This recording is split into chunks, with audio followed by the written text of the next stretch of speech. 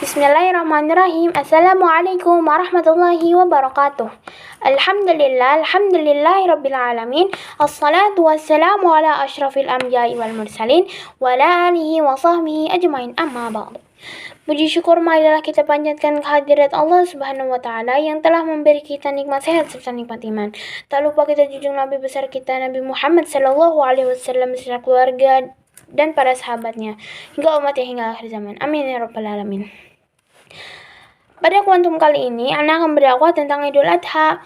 Ibadah kurban setiap hari raya Idul Adha berawal dari kisah kerelaan Nabi Ibrahim alaihissalam mengorbankan anak yang sangat ia cintai, Nabi Ismail alaihissalam.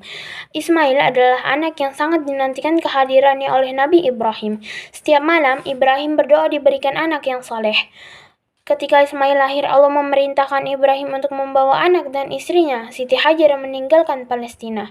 Mereka pergi menyusuri padang pasir yang gersang hingga tiba di lembah tandus, lembah Bakkah, yang kini merupakan Mekkah. Ibrahim lalu meninggalkan Siti Hajar dan Ismail dengan makanan dan minuman seadanya. Saat meninggalkan Hajar dan Ismail, Ibrahim dipenuhi ketakutan dan kekhawatiran. Sepanjang perjalanan kembali ke Palestina, dia terus berdoa kepada Allah Subhanahu wa taala.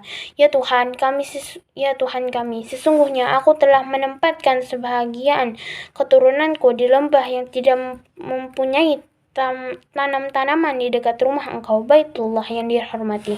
Ya Tuhan kami, yang demikian itu agar mereka mendirikan sholat, maka jadikanlah hati sebagian manusia cenderung kepada mereka dan beri rizkilah mereka dari buah-buahan. Mudah-mudahan mereka bersyukur. Doa Nabi Ibrahim sesuai dengan firman Allah dalam surat Ibrahim ayat 37.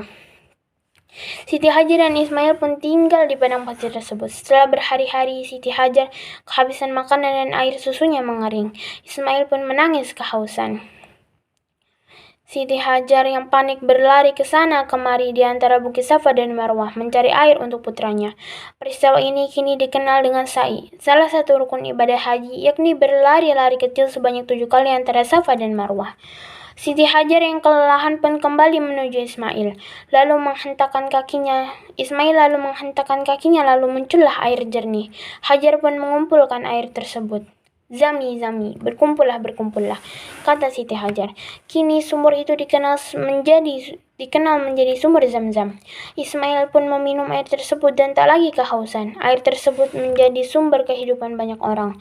Ismail tumbuh dan besar di Mekkah dengan didikan Siti Hajar dan juga ayahnya yang kerap datang dari Palestina. Perintah menyembelih dan ibadah kurban saat Idul Adha.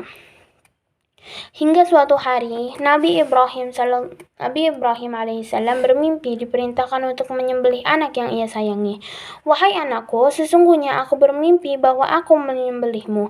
Maka pikirkanlah bagaimana pendapatmu, ucap Ibrahim kepada Ismail, sesuai surat As-Saffat ayat 102. Dengan berserah diri kepada Allah, tanpa ragu Ismail mengemukakan jawabannya. Wahai ayahku, lakukanlah apa yang diperintahkan Allah kepadamu. Insya Allah engkau akan mendapatiku termasuk orang yang sabar, balas Ismail alaihissalam. Ibrahim dan Ismail pun melaksanakan perintah Allah tersebut. Sebelum penyembelihan, Ismail menyampaikan sejumlah permintaan kepada ayahnya. Pertama, Ismail meminta untuk diikat dengan tali agar tidak meronta. Kedua, meminta agar pisau diasah dengan tajam agar tidak kesakitan. Kedua permintaan tersebut bertujuan agar Ibrahim tak bersedih hati saat menyembelihnya. Ismail juga meminta agar pakaian yang dikenakannya saat itu diberikan kepada ibunda tercinta, Siti Hajar, sebagai kenang-kenangan. Ibrahim pun mulai menyembelih Ismail dengan membaringkan anaknya, namun pisau tajam itu tak mampu menyembelih Ismail yang berserah diri. Allah lalu mengganti Ismail dengan seekor kambing. Wahai Ibrahim, sungguh engkau telah membenarkan mimpi itu. Sungguh demikianlah kami memberi balasan kepada orang-orang yang berbuat baik. Sesungguhnya ini benar-benar suatu ujian yang nyata, dan kami tebus anak itu dengan seekor sembelihan yang besar. Firman Allah dalam surat As-Saffat ayat 104-107. Kisah Nabi Ibrahim dan Ismail ini kini menjadi ibadah kurban bagi umat Islam. Apa yang dilakukan Nabi Ibrahim alaihissalam merupakan ibadah agung yang penuh keikhlasan karena merelakan anak kesayangannya kepada Allah Subhanahu wa taala. Ini adalah darah daging yang sangat amat disayangi. Bahkan kelahirannya sudah diidam-idamkan sejak saat lama. Dan pada saat sudah terlahir sedikit besar dalam kondisi sangat dicintai, tiba-tiba rela untuk dilepaskan. Untuk meneladani kisah ini, umat Islam disunahkan untuk berkurban. Ibadah ini sekaligus melatih keikhlasan untuk memberikan sebagian harta yang dicintai kepada Allah. Untuk meneladani dan menghidupkan sunnah itu dan untuk melatih kerelaan melepas sebagian hak milik kepada sebenar-benarnya pemilik. Maka ibadah kurban ini disyariatkan untuk kita umat Nabi Muhammad SAW. Hukum ibadah kurban adalah sunnah muakkad atau sunnah yang sangat kuat, diistimewakan dan dianjurkan sekali. Ibadah kurban termasuk ibadah yang pahalanya sangat luar biasa jika kita lakukan karena Allah Subhanahu wa taala. Dalam banyak riwayat Nabi Muhammad SAW senantiasa melakukan ibadah kurban setiap datang bulan Zulhijjah. Berkurban memiliki sejumlah keutamaan di sisi Allah, mulai dari pahala yang besar hingga ampunan atas segala dosa. Sekian kuantum saya kali ini. Mohon maaf bila ada kesalahan kata. Wabillahi taufiq wal hidayah. Wassalamualaikum warahmatullahi wabarakatuh.